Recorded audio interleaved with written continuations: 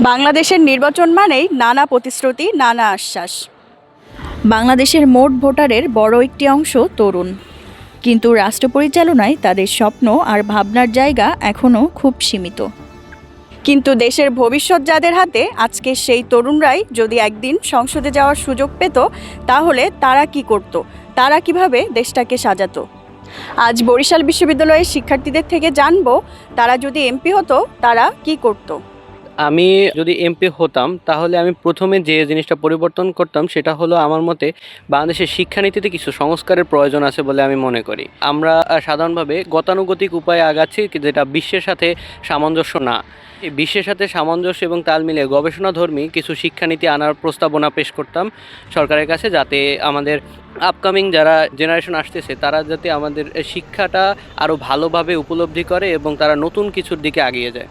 এবং আমি অর্থনীতির দিকটা কিছুটা খেয়াল করার চেষ্টা করতাম, কারণ আমরা জানি যে বর্তমান সময়ে মূল্যস্ফীতি অনেক অনেক বেশি এবং দ্রব্যমূল্যের ঊর্ধ্বগতি মানুষের নাভিশ্বাস তুলে দিচ্ছে। এজন্য আমরা মূল্যস্ফীতি যাতে কমানো যায় এবং যাতে বেকার সমস্যার সমাধান, কর্মসংস্থান, এই বিষয়গুলো নিয়ে আমি কিছু প্রস্তাবনা, এবং যাতে এই বিষয়গুলো নিয়ে মানুষ ভাবে এবং এই থেকে পলিসি মেকিংয়ের বিষয়গুলো নিয়ে আমি হয়তো কোনো একটা পলিসি মেক করার চেষ্টা করতাম। আর হচ্ছে আমি রাজনৈতিক সংস্কারের দিকটা সবাইকে বুঝাতাম, কারণ হচ্ছে বাংলাদেশে যে গতানুগতিক রাজনীতি, এই রাজনীতিটা আমাদের জন্য শোভনীয় না বলে আমি মনে করি। আমি মনে করি যে প্রাতিষ্ঠানিক রাজনীতি আমরা যেগুলো আসলে বইতে পড়ি, কিন্তু আমরা সেগুলা বাস্তব জীবনে ফলাতে পারতেছি বলে আমার মনে হয় না।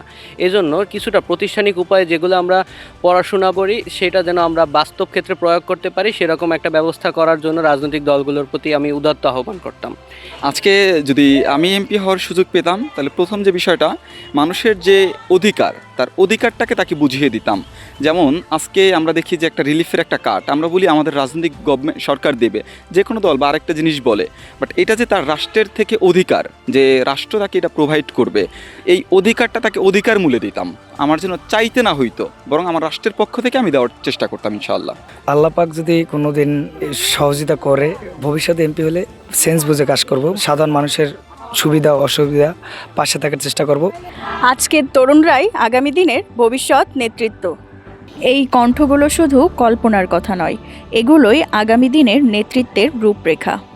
নির্বাচন আসে, নির্বাচন যায়, কিন্তু তরুণদের এই ভাবনাগুলো যদি নীতি নির্ধারণের জায়গা পায়, তবেই বদলাবে বাস্তবতা।